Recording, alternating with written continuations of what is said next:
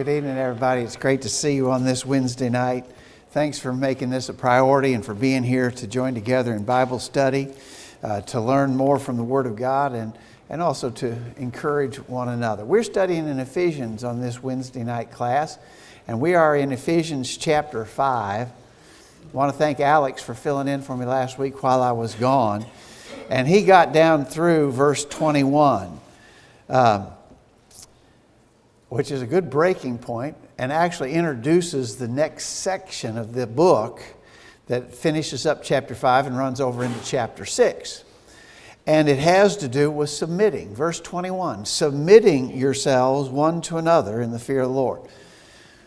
So the idea of being willing to be submissive is what he's going to develop that in regards to three principal relationships that are in life.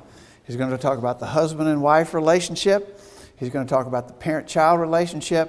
And he's going to talk about the master and servant relationship. And submissiveness is essential in all three of those relationships if they're going to be successful. And so verse 21 is sort of a good segue verse, transitioning into a broader discussion of this subject of submission. Submitting yourselves one to another in the fear of God. Now, before you pass from verse 21, I think we have to observe that submitting to one another is not in regards to doctrinal matters. You know, he's not saying, he's going to talk to wives in a minute, submit to your husbands, wives. And if your husband tells you, wives, if your husband tells you to violate God's law, maybe forsake the worship or lie or steal or do some other immoral thing. He's not saying you submit to any man in regards to things that are sinful. So submitting yourselves to one another in the fear of God would not mean, well, because you got to submit, then you got to do whatever they say. The overarching principle here is Acts 5:29. We ought to obey God rather than men. And a wife can say that to her husband. I got to obey God rather than you. Even a child can say that to a parent. I've got to obey God rather than you. Certainly a servant could say to a master, I've got to obey God rather than you. That is an overarching principle. So submitting is not over matters of right and wrong, doctrinal affairs. Submitting has to be then in regards to judgment matters, right? The areas wherein we are free to make judgments. And so we should submit to one another, and not in essential doctrinal things, not in matters of right and wrong, sin and righteousness. We should submit to one another in things that are judgments. And I think typically we all have, I know you all, and you know me, and we are a fairly opinionated group of people, are we not? We've got strong feelings about what we believe and why we believe it, why we think the way we think. And we could talk about all kinds of things. I've got strong opinions about the weather. I certainly have strong opinions about politics. I've got strong opinions about sports. But those things are non-essentials, you know. And so, you know, we can submit to one another in things that are not right and wrong, sin and righteousness. But in those judgment areas, submission is key. We're not going to have successful relationships unless we learn to engage in this matter of submissiveness in the roles that God has assigned. Okay, so with that background, Amani. Roles God has assigned is really important in this, because the Bible clearly teaches there are certain people that are supposed to command to submit to others. Children are supposed to submit to and obey their parents. Wives are supposed to submit to their husbands. Husbands are supposed to submit to God. And so we're all supposed to submit to God. We're taught to submit to the rulers of our land, to the lawful ordinances and whatnot that they make. So we've all got a duty to submit, but it's in that proper relationship as it's described there. Okay, the New Testament teaches us. Yeah. It's all in the fear of God. So that's the principle that has to be kept in mind.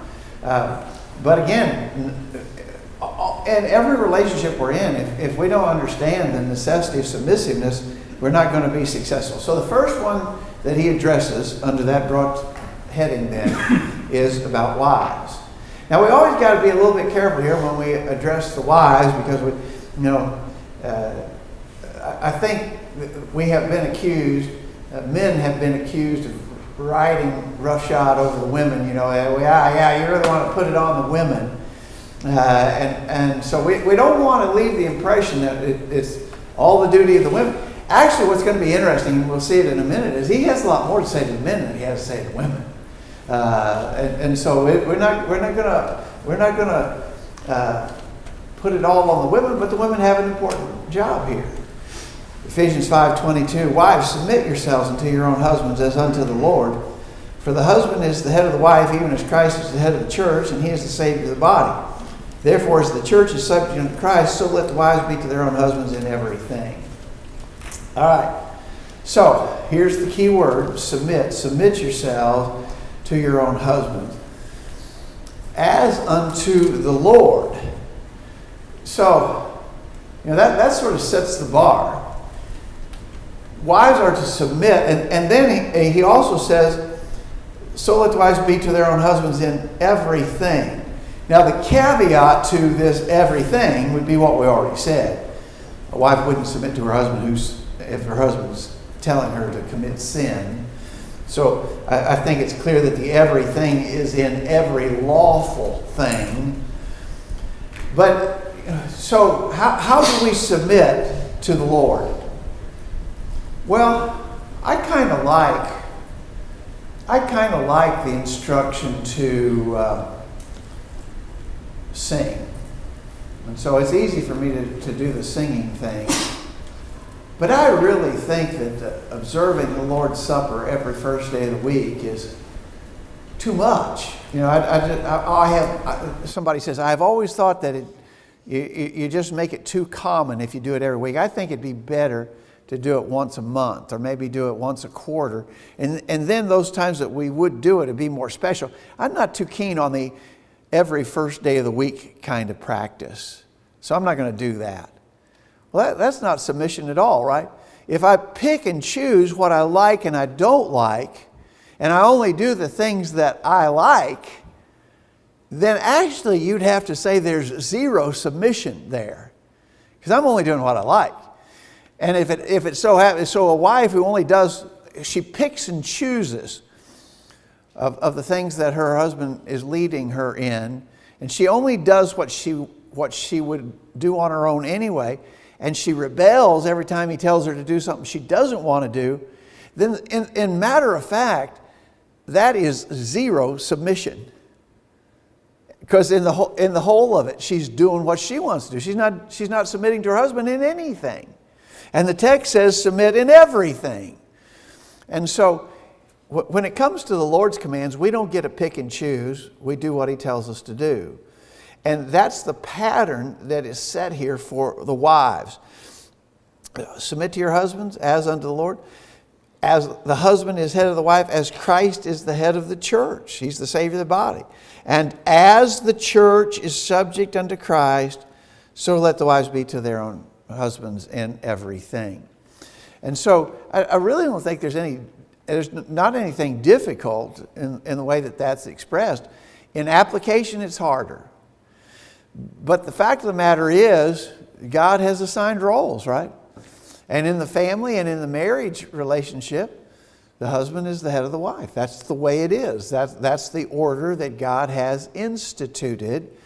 And by the way, just so we make sure that we don't get criticized by anybody who suggests women are inferior or second rate or second class. They're not. That's not true at all. It's just a matter of assigned roles, right? But the woman's assigned role is to submit to her husband. That's God's plan. So if you're on the job, we'll talk here in a little while. You're supposed to submit to your boss on the job. Does that mean your boss is a more valuable human being than you are? just because you're supposed to do what he tells you to do? No. He's no more valuable human being. It's just he's the boss. He's got that role. The president is no more valuable human being than the lowliest citizen. As human beings, we are equal, but we have different jobs. We have different roles. We have different assignments. And so, I think it's really hard sometimes. People don't want to accept this concept. We are not saying men are better or more valuable or more precious, more special in God's sight. We're not saying that. God's not saying that. It's just that there are assigned roles. Actually, over in 1 Timothy 2, the Apostle Paul, if you want to know a little of the reasoning behind it, the Apostle Paul actually explained it a little bit as to why this assignment of roles came about. In 1 Timothy chapter 2, he says at the end of that chapter, verse 13, "For Adam was first formed, then Eve. And Adam was not deceived, but the woman being deceived was in the transgression. Notwithstanding, she shall be saved in childbearing if they continue in faith and charity and holiness with sobriety." Paul offers two reasons why this order exists. First of all, it was the order of creation. And secondly, it was the fact that the woman was the first to fall and be deceived by Satan and sin. And so he offers those two reasons, inspired reasons, as to why it is so that women are to be subject to their husbands. Again, it's not superiority and inferiority. It is just the way it is. Thoughts or comments? Anybody on that? Alex? 1 Peter 3 deals with a similar subject, and in verse 5, toward the end of verse 5, it talks about that women need to be submissive to their own husbands. But then in verse 7, it says, "Husbands likewise dwell with them with understanding, giving honor to wife as the weaker vessel, and as being heirs together of the grace of life." So we're both going to the same place. We have the same reward. Exactly. And I really believe that I think you're exactly right, Alex. And I really believe that's what Paul was saying when he says, "She shall be subject to your husband." Man was first formed, woman was the first in the transgression. Notwithstanding, he says, "She shall be saved in childbearing." I don't think a lot of people have wondered what that means. And someone said, "Well, if she's a faithful Christian, she won't have as many labor pains when she delivers a baby." That's not what that's talking about. It's describing her role. She'll be saved by fulfilling her role if she continues in faith and charity and holiness with sobriety. So saved in childbearing, that expression there just means she can't do what the man can do. She's to be in submission, but she can be saved in fulfilling her role just like the man can be saved in fulfilling his role. Yes? I was just going to comment that, the wife has the responsibility to, I look at that as a give-in. I can be really hard-headed. And so sometimes it's hard for me to give in. But I do because, he's the husband. But likewise, I'm the weaker vessel. So for him to force something on me to make me have to follow it would be, in my mind, would be where he's breaking that rule. That's where we kind of come together. The woman is to submit to and follow him, but he be responsible and sensitive to the woman, and think of her feelings and her, Sure. listen to her thoughts, and then they come together. In a way, they kind of come together and make a decision, but whether she, agrees with it or not, at the end of the day, she should submit and give in. I think that's right. In any kind of a relationship, somebody has to have the final say, so to speak, if you put it that way. And God has assigned the final say to the husband. But that is not to mean that he's an overlord or overbearing, but ultimately he is in charge. Ultimately he has the responsibility of leadership. And we're going to talk, and as I said, he really says more to the husbands than he says to the wives here. But as you say, bottom line, women are to yield. Women are to submit. They're to give in to the leadership of their husband. In judgment matters. In judgment matters, not in matters of truth and righteousness, right and wrong, but in judgment matters, ultimately they must yield. Wade. Yeah, I always try to ask them, and I'll say, where do you want to go eat? And she'll say, I don't know, where do you want to go eat? Yeah. So we're always, but I mean, I think she's right. I mean, I think, and I think as a young man, in entering the marriage, you get this in your mind, well, she's going to have to be a slave to me. I'm the boss. I'm the boss. You're going to do what I say. Yeah. But as you grow older and as you grow in your marriage, then you realize that she's probably smarter than me, and I need to ask her opinion about things and not just blow stuff up at her and make her do things. Yeah. So. Yeah, and he's going to really talk about that when we get to the husbands here in the next verses. But I really think wives need to take this to heart. As the church is subject unto Christ, well, how is the church subject to Christ? Well, he has ultimate authority, right? In Matthew 28, verse 18, all power is given to me in heaven and earth. He is ultimately in charge. He has all authority. So, as the church recognizes Christ as the head in the fullest sense, then that's the model. That's what the wives should see as the model relationship. The model relationship for wives is that they should be as the church is to Christ. He's the head, the church does what he says. That's the model for wives, okay? But then, as we said, he has, really, if you just look at the screen, he has effectively twice as much to say to the husbands as he does to the wives. So let's read this. Verse 25, husbands, love your wives, even as Christ also loved the church and gave himself for it, that he might sanctify and cleanse it with the washing of water by the word, that he might present it to himself a glorious church, not having spot or wrinkle or any such thing, but that it should be holy and without blemish. So ought men to love their wives as their own bodies. He that loveth his wife loveth himself. For no man ever yet hated his own flesh, but nourisheth it and cherisheth it, even as the Lord the church. For we are members of his body and of his flesh and of his bones. All right. So, going back just a minute, the instruction to wives was submit yourselves. The instruction to husbands is love your wives. Right? So if you want to boil this whole section down into two phrases, it's that. Women, submit to your husbands. Husbands, love your wives. And I know you've heard me say this many times, and I remember a preacher friend of mine who was adamant in making the point. It's really easy for wives to submit to husbands who love them like they're supposed to. If a husband loves his wife the way he's supposed to, he's going to make it easy for her to be submissive. And it will include things like you all have mentioned. Take her point of view into consideration. Realize what's going on in her life, what she's dealing with. All of that would be incorporated in the very broad and important term love. Love your wives.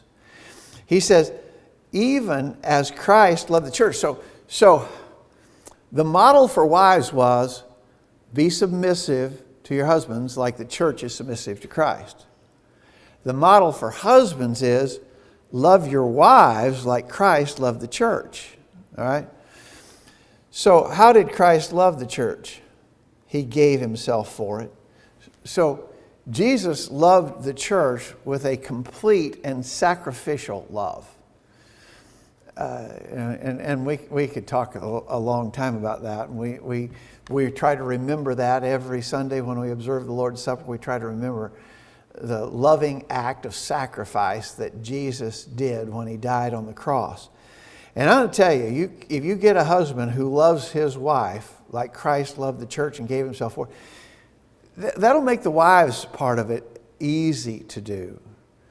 If she's a right person at all, she will appreciate that, and it will be easy for her to do her role if the husband's doing his role. And when you stop to think about it, You know, the idea the buck stops here, you know. President Truman had the sign on his desk in the Oval Office, the buck stops here. And what he meant by that was he was ultimately responsible for everything that went on. The husband is ultimately responsible for everything that goes on. And if he does his job right, it'll make it so much easier for his wife, so much easier for his children when we get to that part of this section. If the husband is the proper head and leader of his wife and his family, he'll make it easy for the family members to do what they're expected to do. Monty? You know, as we think about that, it talks about how even as Christ loved the church.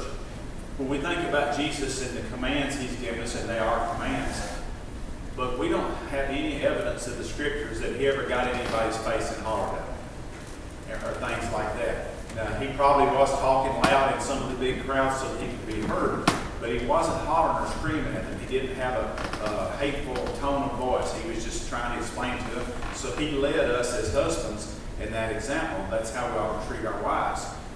We ought to be able to talk to them and explain to them what, in our judgment, we need for the family, the direction it to go. But we shouldn't be getting in their face and hollering at them. I was talking to a young man not too long ago that was having trouble, him and his wife, and he wanted me to tell her that she was supposed to submit to him. And I said, well, she is. But I said, I'm an elder of the church now, and you're supposed to submit to me, but you wouldn't like it if I was hollering in your face, would you? Well, no, I said, then quit hollering in hers.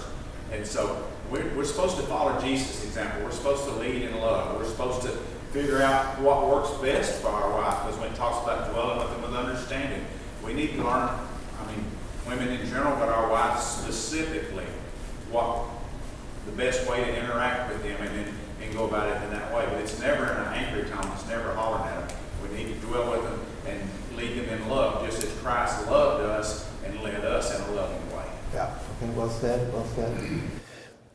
Get that out of order. If you get that all jumbled up, there's big trouble. Okay. The children sometimes can rule the family. Sometimes I've seen maybe sometimes a lot that rules the family. Doesn't work well when God's pattern is not followed. Exactly right. This verses 26 and 27 are sort of in my mind, a parenthetical consideration. Why did Jesus give himself for the church? Well, because he had the church's best interest at heart, right?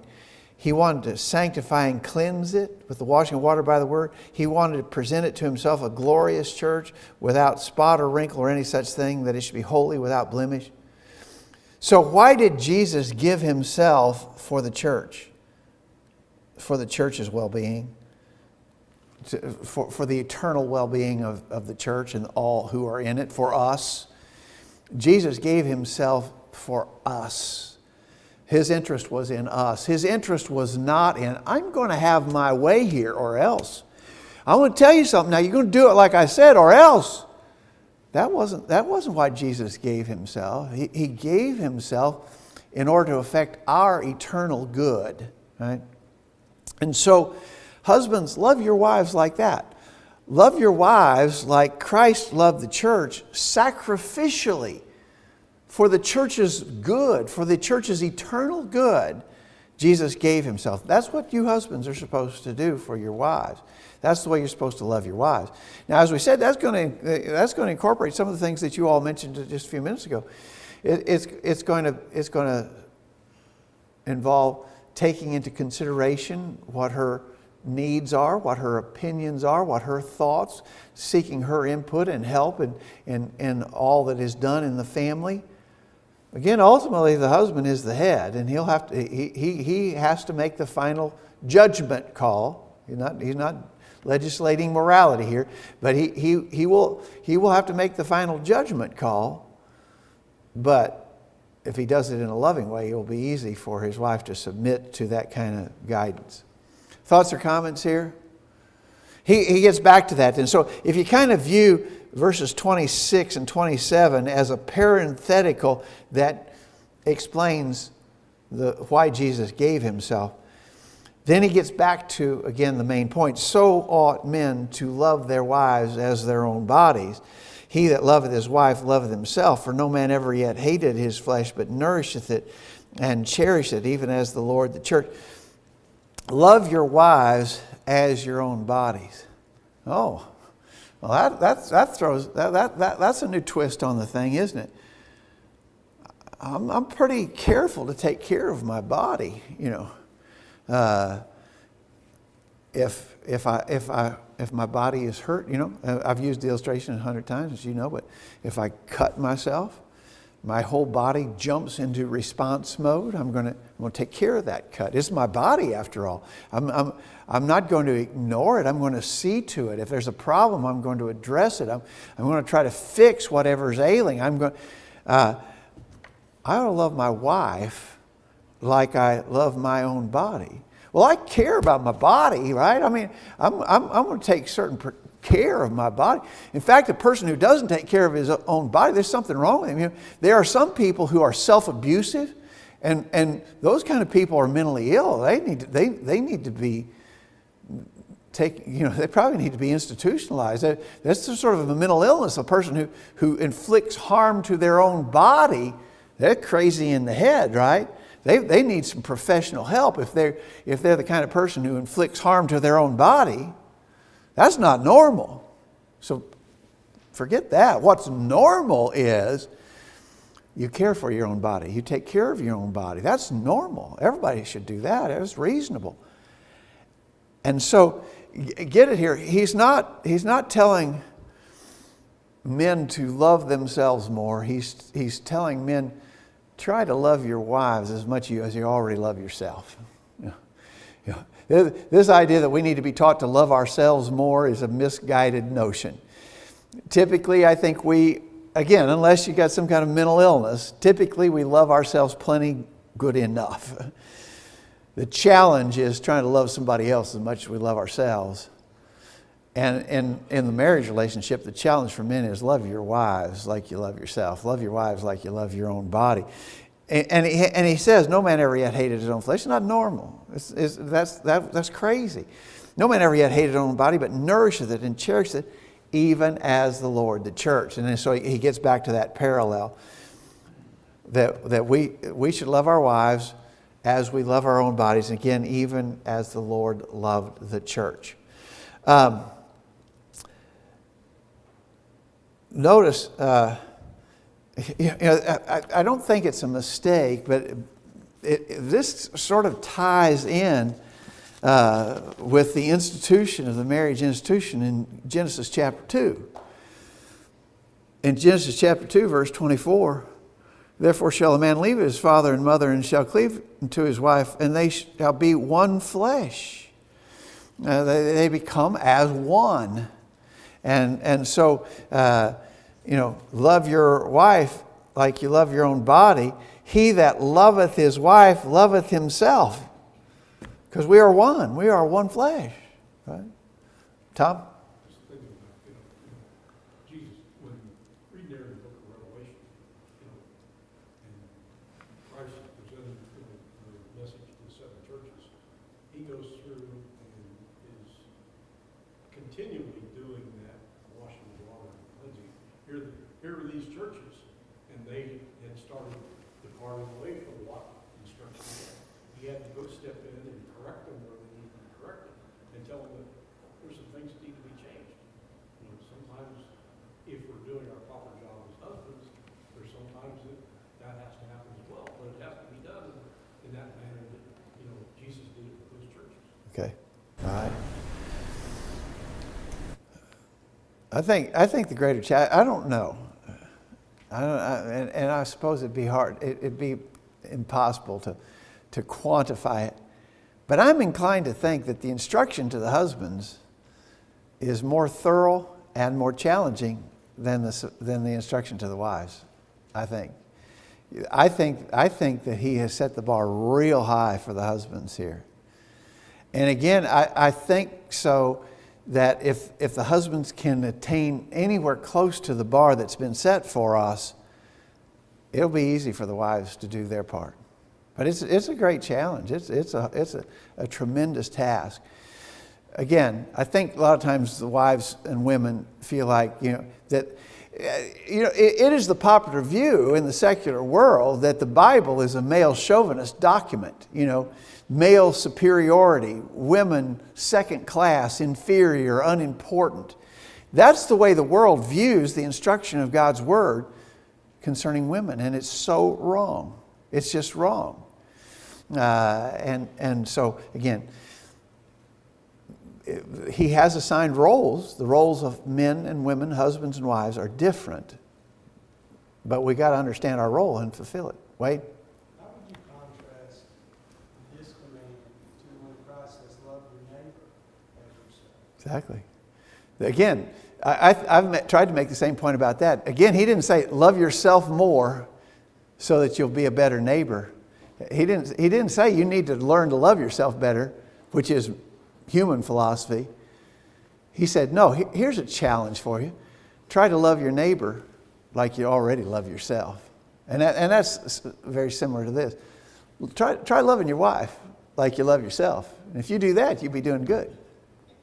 I think that's right. Alex? There we have kind of built-in love for ourselves.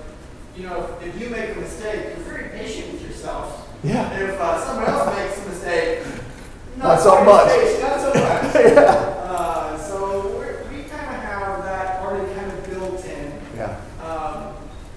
This also connects with unity, with the man being the wife and the husband being one flesh. Goes back to chapter 4 and the unity of the church.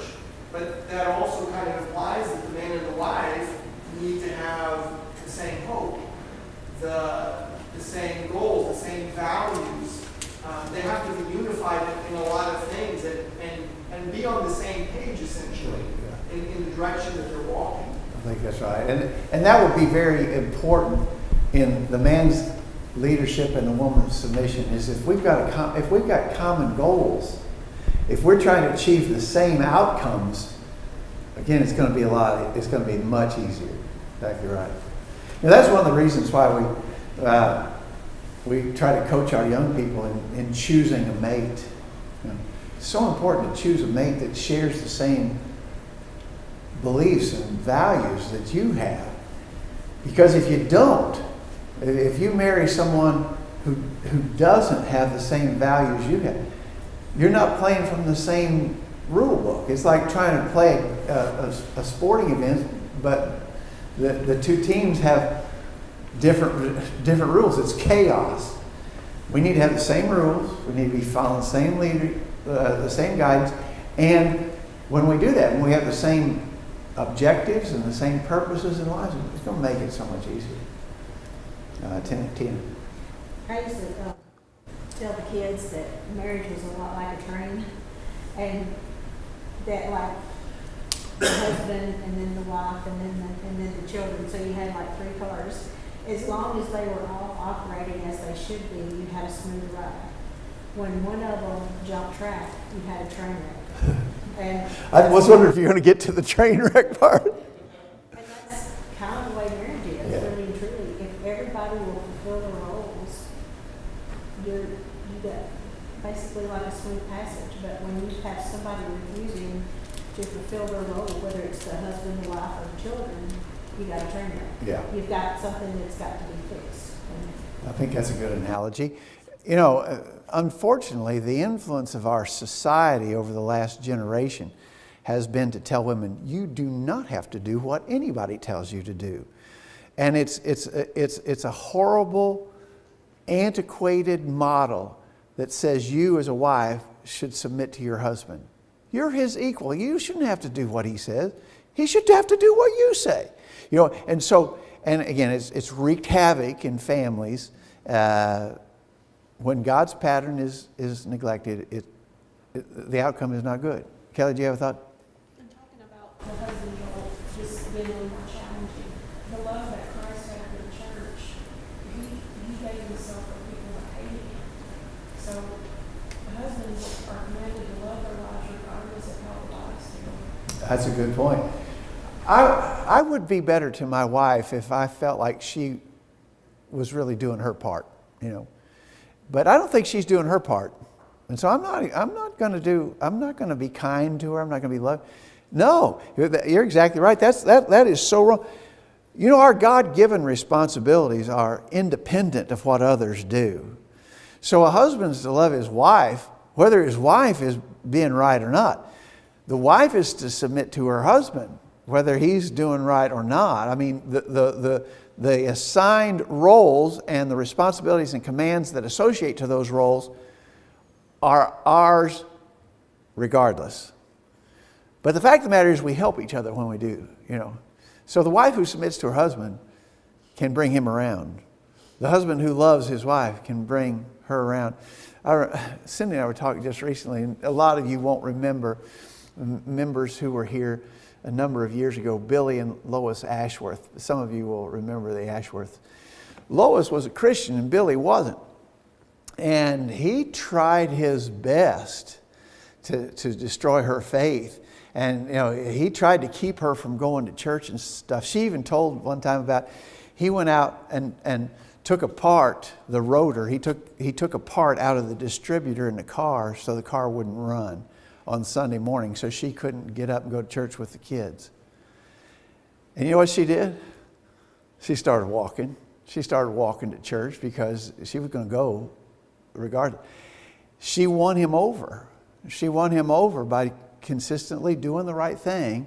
And then he ultimately became a powerful preacher of the gospel. She won him over because she was doing what she was supposed to do. She was doing the right thing. Wait. Yeah, I think all of this right here is probably one of the reasons that the divorce rate is so high in our country, and probably every country, because I see it a lot from the patients and stuff. You know, I have a lot of people that are divorced, and you can always tell how selfish they are.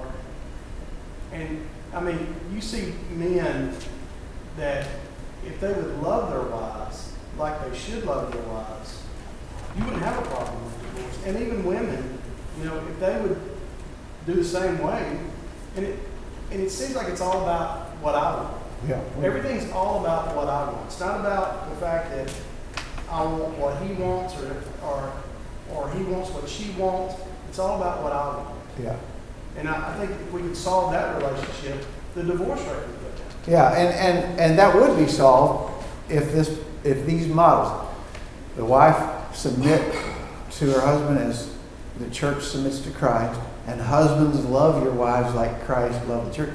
If those, so there's two ideal models set there, and if we follow those ideal models, it's going to work. It's guaranteed to work. Karen?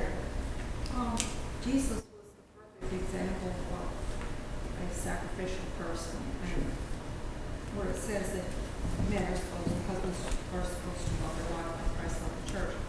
What is a way that men should be sacrificial? What are some ways that they should be sacrificial? Oh man, that's a good question. In other words, what would be included in the sacrificial acts of the husband for his wife? I'll be glad to take thoughts on that, Alex. Yeah, anything she needs. Huh? Anything she needs. Anything she needs, right? So, Eating her food when she cooks it.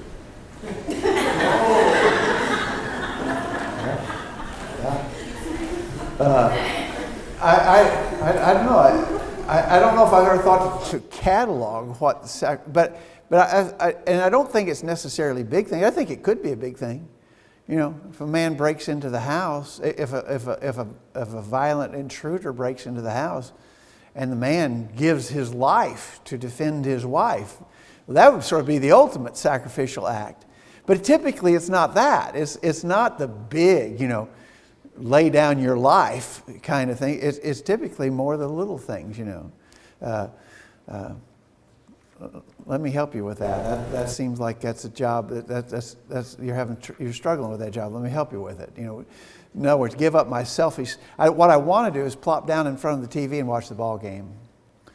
But she could use my help right now on this whatever, and so for a few minutes, I'm going to miss a few minutes of the ball game, and Brent, I probably won't miss anything good. You know, I might actually miss something bad. but I'm going to miss part of the ball game to do what she needs right at this moment. So I think, when you think sacrifice, you think big, lay down his life for his wife. And in very rare instances, I'm sure that happens.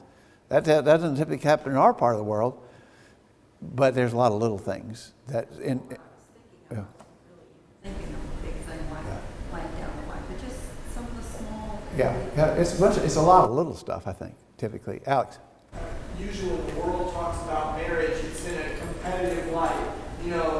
He needs to do at least this much, or she needs to do this much. And it's what do you get out of it? You didn't do your part. Yeah. So I'm not going to do mine. Right, but here we're not on different teams. We're on the same team. Yeah.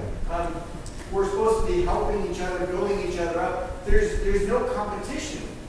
If you make your wife or your husband a loser, that makes you a loser too, because you're running flesh with them. I think you're right. Wade? Amani? When we think about it, even as Christ loved the church and gave it and so forth, Jesus left heaven. I don't know how to explain it. From a physical standpoint, he had it made there. He was the Son of God. He was co-equal with God. Perfect. Whatever the Perfection. glories of heaven is, he had it all. But he left heaven and came and lived as a poor man. He didn't come live as like King Solomon, a palatial estate, and have all the best of the best. Whatever. He lived as a poor carpenter's son. He gave all that up so that we could have what we needed, which was salvation. And so when we talk about what would we give up for our wife, well, whatever we need to make sure things are as best as we can make them for her. Because as he talks about, he sanctified and cleansed it, and he done it so he could present it to himself a glorious church. If we make things good for her, they're going to be good for us. Yeah. So we can even look at it from a selfish standpoint if we wanted to. If I can make life good for my wife, life is going to be good for me. And so it just works together, because whatever we're giving up for her, we're really getting back for ourselves too. So it's not what have I got to give up for. I don't think it's our attitude. It's not what have I got to give up for, but what can I do it for? It's how we should be looking at it. And that's the challenge for us, because we've all got things we want. Are we willing to give up what we want in order to make things good for our spouse? I think you're right. We're out of time. This summarizes in the last 3 verses here, but that'll have to be picked up next week. He summarizes that, and then goes immediately into the parent-child relationship. So the thought doesn't end at the end of the chapter. It rolls on into chapter 6. All right, thanks everybody. Appreciate the comments. In 2 Samuel, we read a very sad story about David and Bathsheba. We know that story well. We heard a sermon on it recently. See, I remember your sermons, Greg. But it's a very sad story, right? It's about the sin that David committed with Bathsheba. Uriah the Hittite was murdered. Her husband was murdered. A child was conceived, and when the child was born, God touched the child and made it to where the child became sick, right? The child ultimately died. And we can see that in 2 Samuel chapter 12, starting in verse 16. David therefore pleaded with God for the child, and David fasted and went in and lay all night on the ground. So the elders of the house arose and went to him to raise him up from the ground, but he would not, nor did he eat food with him. Then on the 7th day it came to pass that the child died, and the servants of David were afraid to tell him that the child was dead. For they said, Indeed, while the child was alive, we spoke to him, and he would not heed our voice. How can we tell him that the child is dead? He may do some harm. When David saw that his servants were whispering, David perceived that the child was dead. Therefore David said to his servants, Is the child dead? And they said, He is dead. The emphasis I want to put on this is, it says, while the child was alive. David pleaded with God for the child while the child was alive. The emphasis is put on the life of the child, right? While the child was alive, David had hope. He pleaded with God that God would heal the child, right? That the child would be able to have a healthy life. He pleaded with God. Starting verse 20, David arose from the ground, washed and anointed himself, and changed his clothes, and went to the house of the Lord and worshipped. Then he went to his own house, and when he requested, they set food before him, and he ate. Then his servants said to him, What is this that you have done? You fasted and wept for the child while he was alive. There we see that phrase again. But when the child died, you arose and ate food. And he said, while the child was alive, I fasted and wept. For I said, who can tell whether the Lord will be gracious to me that the child may live? But now he is dead. Why should I fast? Can I bring him back again? I shall go to him, but he shall not return to me. When the child died, there was no more that could be done, right? The fate was sealed. What had happened had happened. There was nothing else that David could do. He couldn't plead for the child's life again, right? Because the child had died. So he kind of did things backwards from what we normally think, but we do plead when we have loved ones that are sick, right? We plead with God. And when they die, we mourn. Okay? But David arose, he cleaned himself up, he ate. He had fasted for a week at this point. He ate, and they see, no, this is just weird. Why are you doing this? Well, there was nothing that could be done at that point, right? The child had died. David knows that there's nothing that can be done, nothing can be changed. The emphasis is put on the life of the child, right? While the child was alive. When the child passed, it was over. Nothing could be done. So now let's look in Luke. Luke chapter 16. We know this story is the rich man and Lazarus.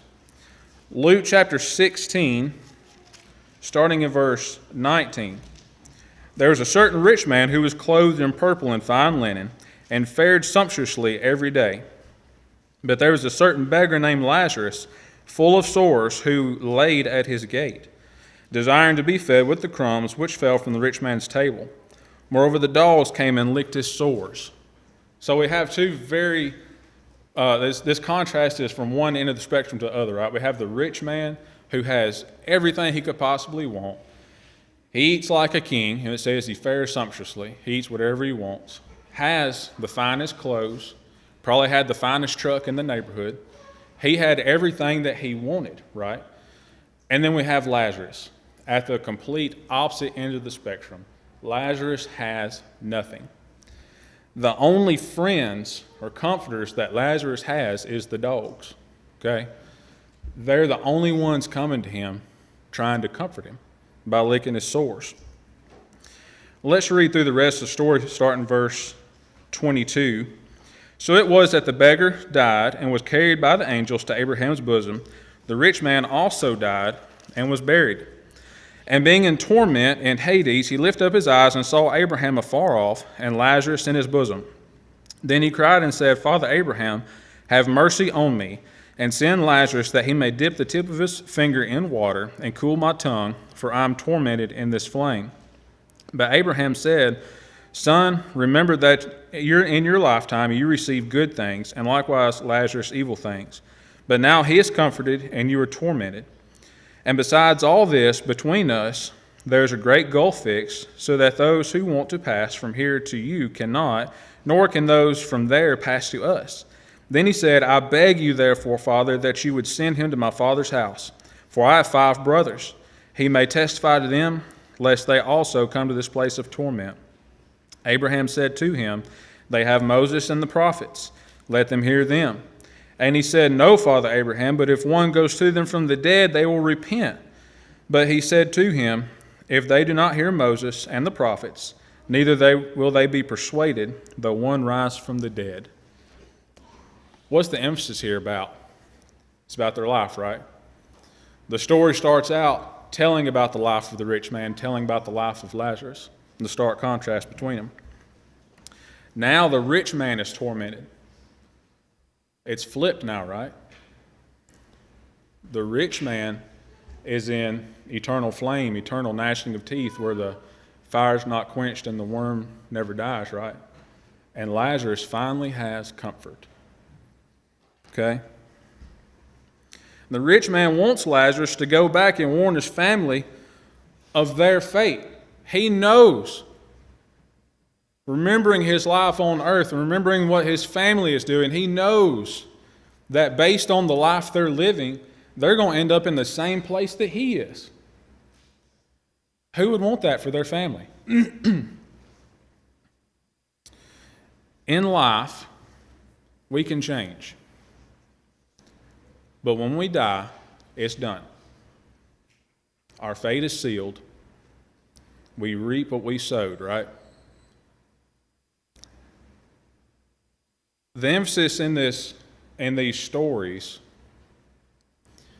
is make the most of the time you have here.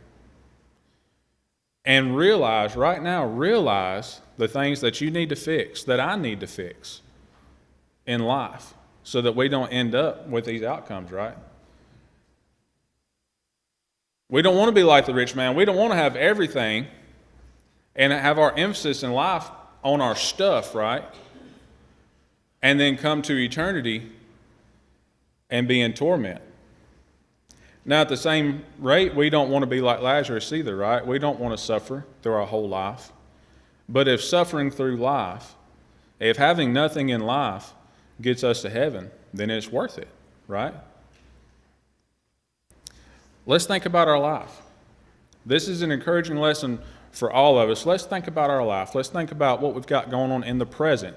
Because right now, we have the chance to change what we're doing here.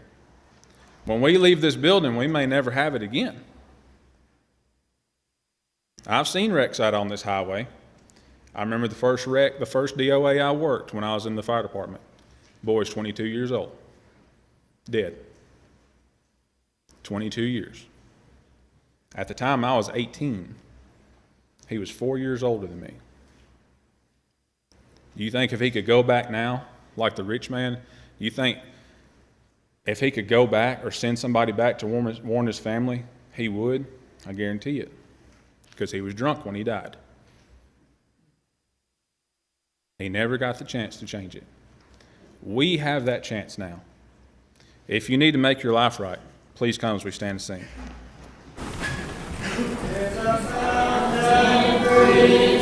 For you,